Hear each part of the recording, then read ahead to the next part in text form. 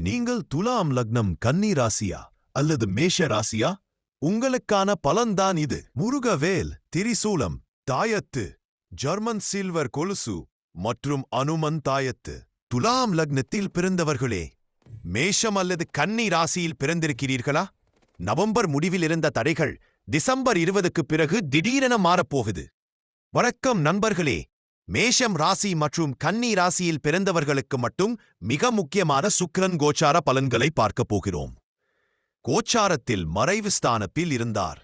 இதன் காரணமாக முயற்சி செய்தாலும் எதிர்பார்த்த பலன் வராமை, பணம், வேலை, உறவுகளில் தாமதம், மன அழுத்தம் மற்றும் குழப்பம் இந்த மாதிரியான நிலை துலாம் லக்னத்தில் மேஷம் கன்னி ராசியினருக்கு அதிகமாக இருந்திருக்கலாம்.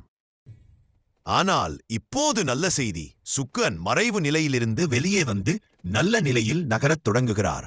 இதன் விளைவாக தடைபட்ட விஷயங்களில் முன்னேற்றம், பணவரவு மற்றும் வசதி அதிகரிப்பு, வேலை தொழிலில் நல்ல மாற்றம், உறவுகளில் இனிமை, மன நிம்மதி.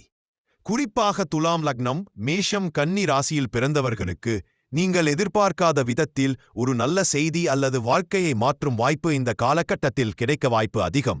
வெள்ளிக்கிழமை சுக்கிரனை வழிபடுவது, வெள்ளை நிற பொருள் தானம் செய்வது இந்த நல்ல பலன்களை மேலும் வலுப்படுத்தும். இந்த பலன் உங்களுக்கு பொருந்தினால் லைக் செய்யுங்கள், ஷேர் செய்யுங்கள், சேனலை சப்ஸ்கிரைப் செய்ய மறக்காதீர்கள். துலாம் லக்னம் மேஷம் கன்னி ராசி என்றால் கமெண்ட்ஸில் எஸ் என்று பதிவு செய்யுங்கள்.